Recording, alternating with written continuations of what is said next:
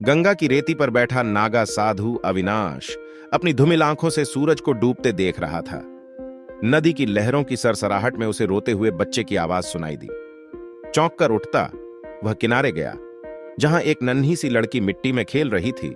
उसके टूटे कपड़े और गंदे चेहरे से दुख झलक रहा था। लड़की का नाम आशा था।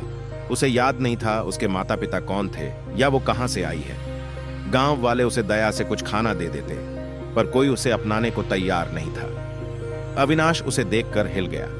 उसकी आंखों में वही अकेलापन झलक रहा था जो सालों पहले उसे संसार से संन्यास लेने को बाध्य कर गया था। वह आशा को अपने साथ ले गया। उसने गंगा की पवित्र जल में उसे स्नान कराया, पुराने वस्त्र पहनाए और अपने भिक्षा के भोजन से उसका पेट भराया।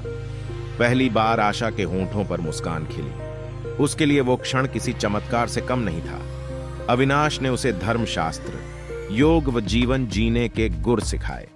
हर रात वो उसे कहानियां सुनाता, आकाश में तारों को दिखाता और बताता कि वो कितनी खास है। दशा ने भी उसे जल्दी अपना लिया। वह उसके चोटिल पैरों की मालिश करती, भजन गाती और उसकी झुर्रियों को सहलाती। उनके बीच एक अटूट बंधन बन गया था। एक रोज राजधानी से आए सैनिक गांव में घुस आए। वे एक खोई हुई राजकुमारी की तलाश कर रहे थे। जांच पड़ताल में उनकी नजर आशा पर पड़ी। सोने का हार जो उसके गले में पहना था राजकुमारी का निशान था। गांव वालों ने तुरंत बताया कि वो अविनाश के साथ रहती है। सैनिक अविनाश को गिरफ्तार कर ले गए। आशा उसे छुड़ाने की कोशिश करती रही, मगर बेकार। वो जेल में अविनाश से मिली। उसके आंसू देखकर अविनाश का दिल टूट गया। उसे डर नहीं था मौत का, पर आशा के भविष्य की चिंता उसे सता रही थी। वह जानता था कि राजकुमारी को वापस मिलना महत्वपूर्ण है, पर आशा को खो देना उसके लिए असहनीय था। जेल में उसने तपस्या शुरू कर दी। दिन रात भगवान शिव से प्रार्थना करता रहा कि आशा का भला हो। उसकी तपस्या की शक्ति से गंगा नदी उफन आई, मानो रो रही हो। राजा उस अनहोनी को देखकर दहशत में आ गया। दूसरे दिन अविनाश को बुलाया गया। उसने राजा को सारी कहानी बताई। सच्चाई जानकर राजा स्तब्ध था। उसने माफी मांगी और आशा को अपने महल में ले गया। अविनाश ने भी गंगा के किनारे लौटने का फैसला किया। आखिरी मुलाकात में आशा से विदा लेते हुए दोनों रो रहे थे।